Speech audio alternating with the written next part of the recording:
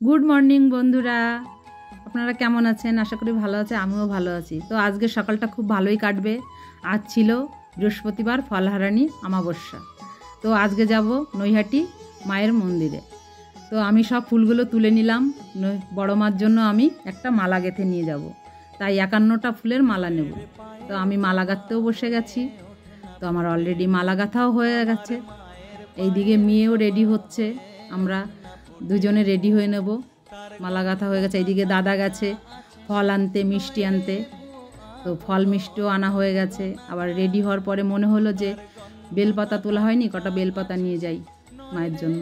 তো কটা বেলপাতা তুলছি আমি গাছের, বাড়িতেই বেল গাছ। তো আমি কটা বেলপাতাও তুলে নিলাম। এদিকে মেয়ে রেডি হচ্ছে। তো মেয়ে রেডিও হয়ে গেছে, আমরা বড় মার উদ্দেশ্যে বেরিয়েও পড়লাম। এদিকে মেয়ে গ্যারেজে ঢুকে গাড়িটা নিয়ে বেরিয়ে পড়লো।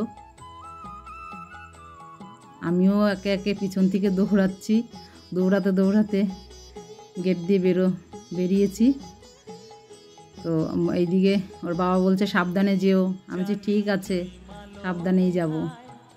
তো মেয়ের বাইকের পেছনে বসেও পড়লাম। এদিকে স্টেশনের উদ্দেশ্যে রওনা হলাম। তো মেয়ের গ্যারেজে গাড়িও রাখা হয়ে গেছে।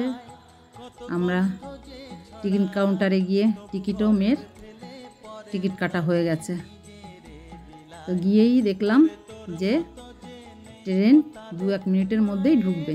তো 8:17 বাজে, ট্রেনটাও ঢুকে পড়ছে। তো আমরা ট্রেনে আস্তে আস্তে উঠে পড়ব। তো উঠেও পড়লাম যথারীতি।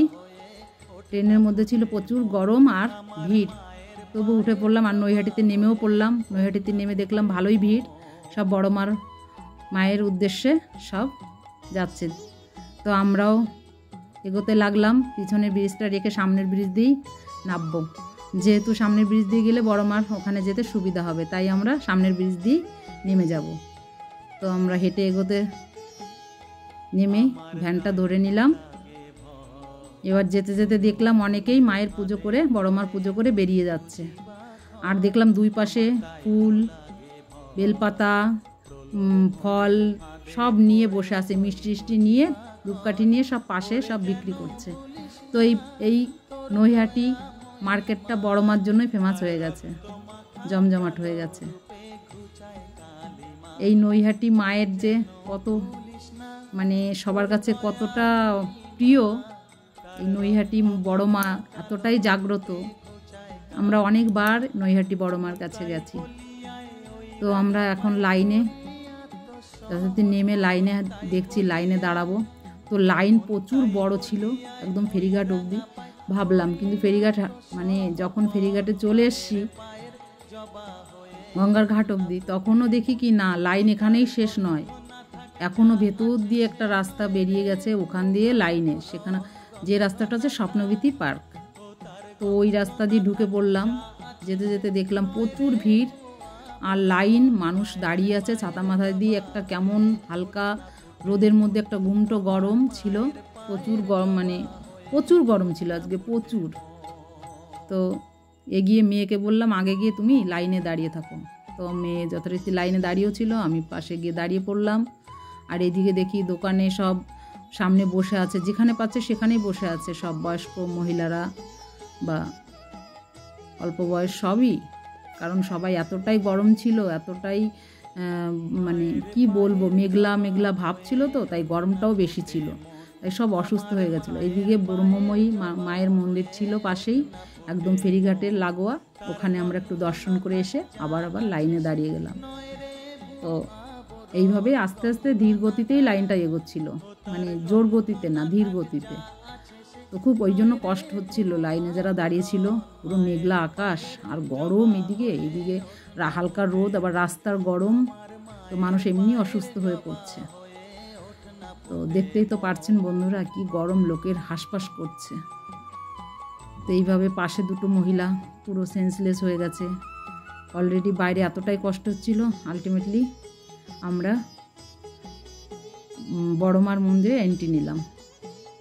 ভেতরে ঢুকে দেখলাম যে অনেকটাই হালকা মনোরম পরিবেশ, মানে বাইরে যতটাই গরম কষ্ট হচ্ছিল, 2.5-3 ঘন্টা আমরা রাস্তায় দাঁড়িয়েছিলাম লাইনে। তো ভেতরে ঢুকে মানে একদম মানে ফ্রেশ ভালো লাগছিল আর কি, ভীষণই ভালো লাগছিল ভেতরটা ঢুকে। তো আমরা আস্তে আস্তেই এগিয়ে গেলাম সামনের দিকে। আর এইদিকে মেয়ে বলছে, মা ভিডিও তো এখানে করতে দেয় না, ভিডিও কি করব? আমি বলছি হ্যাঁ তুমি করো, কারণ গার্ড কিছু বলছে না, কেউ কিছু নিষেধ করছে না, তুমি করো, যতটা পারা যায় বন্ধুদের সঙ্গে আমি শেয়ার করব, আপডেটটা দেবো বড়মার মন্দিরে। তো আমি সেইভাবেই বলছিলাম, আর মেয়ে ভিডিওটা করছিল পিছন থেকে, আর আমি সামনের দিকে এগোতে আছি আস্তে আস্তে, সবাই এগিয়ে যাচ্ছে। তো শেষমেশ আমি এত সুন্দরভাবেই পুজোটা করতে পেরেছি, সুষ্ঠুভাবে, মানে একদম সত্যি, মানে কি বলবো, মানে খুব মন প্রাণ ভরে বড় মার সামনে দাঁড়িয়ে বেশ প্রে করলাম, ভালোভাবে ধীর গতিতে পুজোটা করলাম। এবার আমি বেরিয়েও পড়লাম পুজো করে। এরপরে জুতো রেখেছিলাম পাশে একটা জায়গায়, দোকানের পাশে, সেখানে আমি জুতোটা আনতে গেলাম। এনে আমি পরে হাঁটছি, বলছি বাবা একটু গলা ভেজালে ভালো হতো। তো আখের রসের একটা দোকান দেখে আমি ওখানে দাঁড়িয়ে পড়লাম। আখের রস খেয়েও আমি এবার স্টেশনের দিকে হাঁটছি। তো হেঁটেই স্টেশন এসেই দেখি যে ট্রেনে অ্যানাউন্স হয়ে গেছে, 2-1 মিনিটের মধ্যেই ট্রেন ঢুকবে। তো আমাদের কপালটা এতটাই ভালো, আসার সময়ও বেশ সময় মতো ট্রেনটা পেয়ে গেছি, যাওয়ার সময়ও পেয়ে গেছি। তো বাইরেটা দেখে মনে হলো খুব ভিড় হবে, তো ভেতরটা ততটাই আমাদের হালকা ছিল যে আমরা রিল্যাক্সে আসতে পেরেছি। তো এসে যথারীতি আমরা চাকদাও নেমে পড়েছি। এবার বাড়ির উদ্দেশ্যে রওনা হব, মানে স্কুটিরা যেখানে রয়েছে সেখানে আমরা চলে আসব। তো যথারীতি আমরা গ্যারেজেও পৌঁছে গেছি, হাঁটতে হাঁটতে এসে গ্যারেজেও পৌঁছে গেছি। ওখানে এসে মেয়ে আবার গ্যারেজে গাড়ি নিতে ঢুকলো, তো ভেতরটা এতটাই ভিড় ছিল, তো বেরিয়েও পড়েছে মেয়ে। আর এইদিকে তো প্রচুর, সারাদিনের জন্য যা কষ্ট হয়েছে, সেই 7টায় বেরিয়েছি, 7:30টার দিকে। আমাদের সারাটা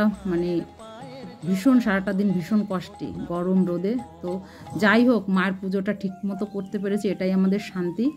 যে শেষমেশে এবার মেয়ে আবার বলছে, মা এতটাই গরম, ও মা তালের শ্বাস খাবো। তো আমি বললাম হ্যাঁ বাবা নিয়ে নাও। তা গোটাটাও নিয়ে নিলাম, ওটা ছাড়িয়েও নিয়ে নিলাম।